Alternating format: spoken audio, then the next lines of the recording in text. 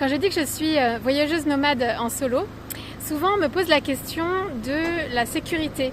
Est-ce que je me sens en insécurité quand je voyage seule ou simplement parce que je m'aventure dans l'inconnu? Donc est-ce que je me sens en sécurité? Est-ce que je prends des précautions en particulier?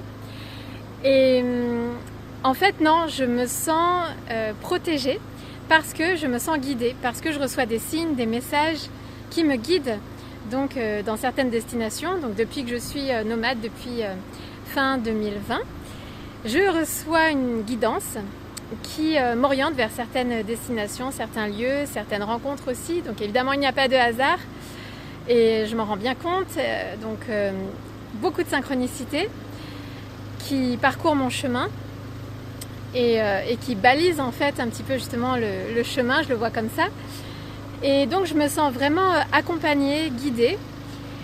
Et voilà, donc si vous ressentez ça, si vous ressentez l'envie profonde de faire certaines choses, sachez que vous êtes guidé, accompagné, protégé.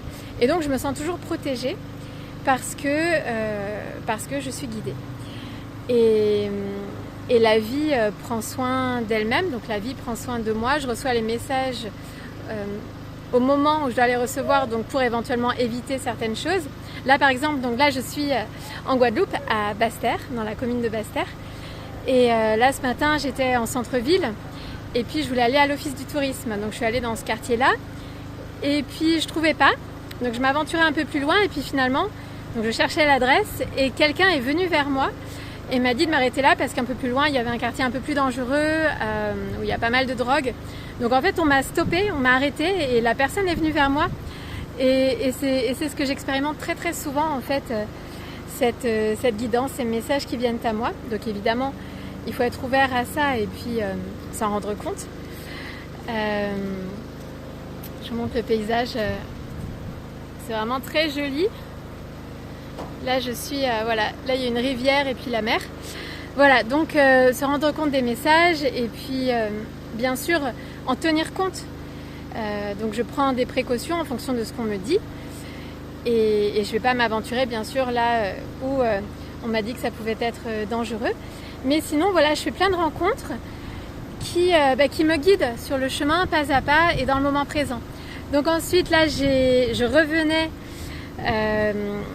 sur le bord de mer et j'ai fait la rencontre d'une cousine parce que j'ai de la famille ici.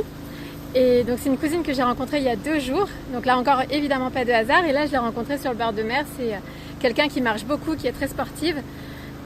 Et donc là on a fait un bout de chemin ensemble.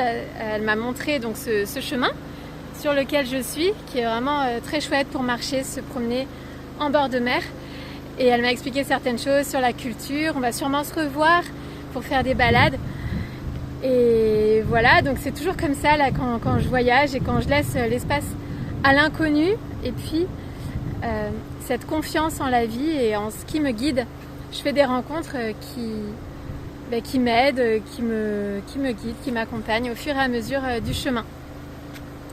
Voilà, donc ça m'a fait penser à ça ce matin, à ce message, le fait d'être guidé et protégé. Et quand on suit ses aspirations profondes, son cœur, son âme, on est, je pense, guidé, accompagné et protégé. En tout cas, c'est ce que je vis au quotidien. Voilà, donc j'en reparlerai certainement prochainement puisque ça m'arrive, je fais plein de rencontres et il m'arrive plein d'anecdotes qui le montrent et je trouve ça très beau. Ça renforce la confiance en soi, en la vie. On est tous connectés, donc on fera les rencontres dont on a besoin au bon moment. Allez, je vous dis à bientôt pour d'autres beaux paysages.